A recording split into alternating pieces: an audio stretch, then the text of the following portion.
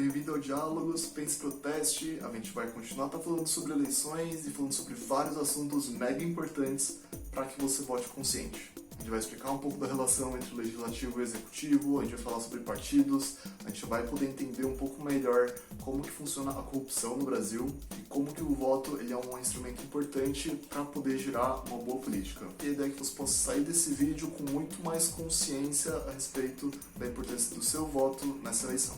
E não tem resposta fácil para questões complexas.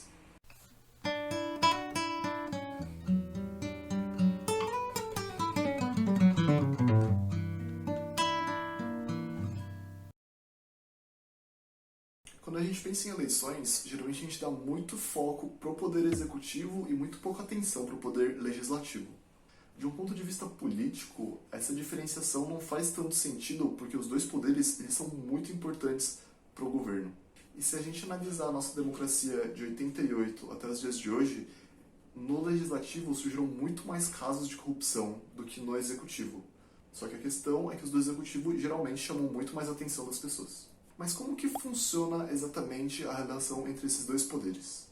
Para tentar entender, eu vou pegar um caso bastante recente, que é o do auxílio emergencial.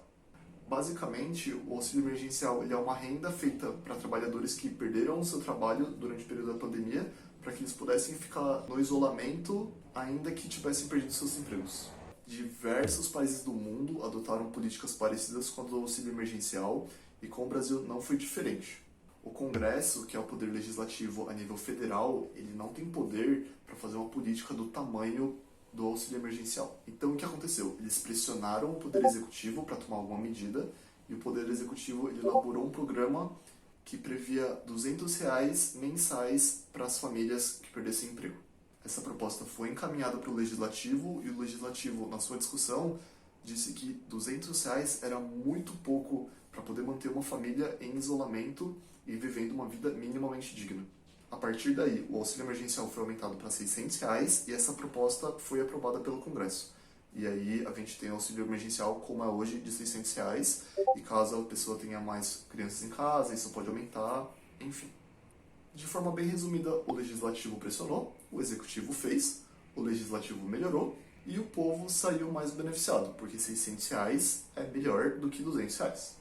Apesar do auxílio emergencial brasileiro ser um dos menores do mundo, mas isso não é assunto para agora. Então essa é mais ou menos a dinâmica dos dois poderes. O executivo ele faz ações e o legislativo ele fiscaliza essas ações de forma que o executivo ele não tem essa autonomia de simplesmente fazer o que ele bem entender e todo mundo simplesmente tem que aceitar essas medidas. Esse sistema faz sentido porque, como a gente comentou no vídeo passado, nenhum governante é digno de receber uma carta branca e de liderar o país da forma como ele bem entender. E por isso, essa fiscalização do povo através do legislativo é importante para que ele se mantenha na linha e trabalhe de forma a não atender só os seus próprios interesses e governar o país da própria forma, mas que faça isso em diálogo com outros representantes que pensam diferente dele. Isso no mundo ideal, agora vamos começar a ver na prática. Essa representatividade no legislativo ela é basicamente feita através de partidos. E esse é um sistema muito comum, grande parte das democracias usam o sistema partidário e ele é muito funcional. Só que vamos fazer algumas comparações. Então, nos Estados Unidos existem 2 partidos principais, e 2 é um número meio baixo. Na Alemanha tem mais ou menos uns 9 partidos, no Reino Unido tem mais ou menos uns 12. Agora, no Brasil, adivinha quantos que a gente tem? No Brasil a gente tem 32 partidos e a gente está no processo de fazer mais um. Nos países de sistema partidário funcional, os partidos têm uma cara muito clara. Então você sabe muito melhor qual que é o partido que é de uma direita ou de uma direita moderada, de esquerda ou de uma esquerda moderada, qual deles tem uma questão ambiental mais forte, uma questão religiosa mais forte e tudo mais. No Brasil, além da gente ter muito partido, a gente não consegue entender muito bem qual que é a ideologia e as ideias daqueles partidos. E partidos deveriam ser formados basicamente por ideias e por pessoas que defendem essas ideias. Então, sei lá, você vai pegar um desses partidos genéricos e você vai ler que eles defendem o crescimento econômico e a liberdade e a democracia. Tá, só que nenhum partido vai defender o decrescimento econômico e o fim da democracia, porque partidos são a essência da democracia, pelo menos em condições normais. E muitos desses partidos que não têm valores claros, eles formam no Brasil um dos maiores problemas dentro da política, que é popularmente conhecido como o Centrão. Estudando mais a fundo, esses partidos do Centrão são chamados de partidos fisiológicos, que basicamente são partidos interesseiros, partidos que não estão muito aí para as questões do país, mas que querem se manter no poder e usufruir do poder. Então a gente viu que, para governar, o executivo precisa do apoio do legislativo, senão as medidas dele não passam.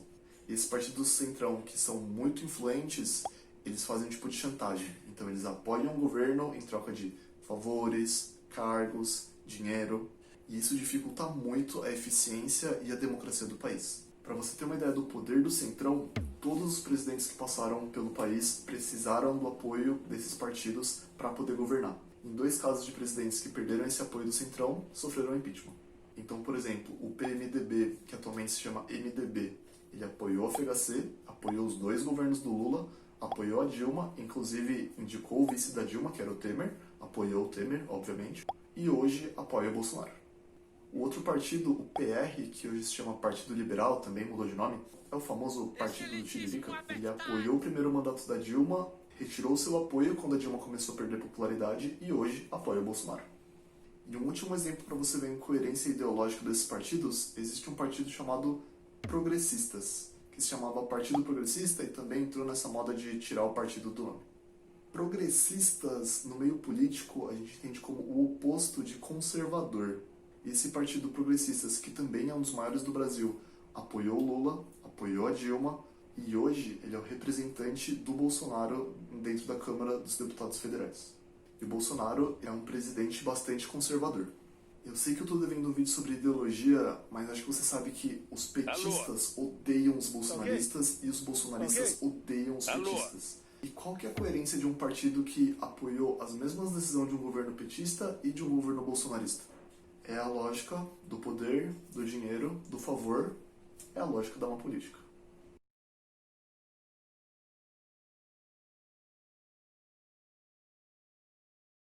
Só que lembra, para governar precisa do apoio desses partidos.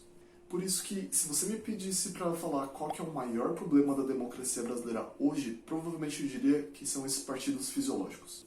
Eles fazem com que a democracia perca o seu sentido de um debate de ideias, de um diálogo de ideias diferentes, e passam a fazer o diálogo baseado em negociações em troca de poder e dinheiro. E aí a gente vê todos esses esquemas de corrupção, e de todo esse problema que existe dentro da democracia, e da ineficiência do Estado, e de que a gente não se sente representado pelos partidos. Por isso também eu tenho muito pé atrás com qualquer candidato que fala que vai acabar com a corrupção simplesmente porque ele é uma pessoa honesta. Para acabar de verdade com a corrupção no Brasil, é preciso de alguns elementos muito estruturais, como transparência, pressão popular e independência das organizações investigativas e do judiciário. Todo evento falar sobre o judiciário. E talvez uma reforma política estrutural. Guarda isso. Para combater a corrupção de uma forma eficiente, é necessário não só uma questão moral, mas uma questão profundamente técnica. E talvez você possa dizer, nossa, Deco, mas eu conheço uns candidatos tão bons e tão honestos desses partidos, e eu vou dizer que sim, isso pode acontecer. É que o problema desses partidos não são os peixes pequenos, mas os grandes. E esses peixes pequenos ajudam a eleger os grandes, porque não sei se você sabe muito bem como que funciona o sistema proporcional de votação, mas o seu voto ele não vai exatamente para um candidato, mas para um partido. Ficou na dúvida? Sabe como que funciona isso? Deixa que eu te conto, mas antes disso, se inscreve no canal, curte esse vídeo de verdade, vai. Eu fiz o último vídeo, achei que ficou super bom, me dediquei bastante, que eu tão pouca curtida. E compartilhe esse vídeo com os conhecidos seus que também estão meio perdidos sobre como votar nessas eleições. E vote consciente. O país está passando por uma crise econômica, por uma crise sanitária, por uma crise de saúde, por uma crise também na educação e ambiental. E o país precisa de bons líderes políticos. E semana que vem eu explico as coisas que não deu tempo de explicar aqui. Manda suas sugestões pro nosso canal no Instagram. E no próximo vídeo eu prometo que explico como é que funciona esse negócio de eleição proporcional. Não tem resposta fácil para questões complexas.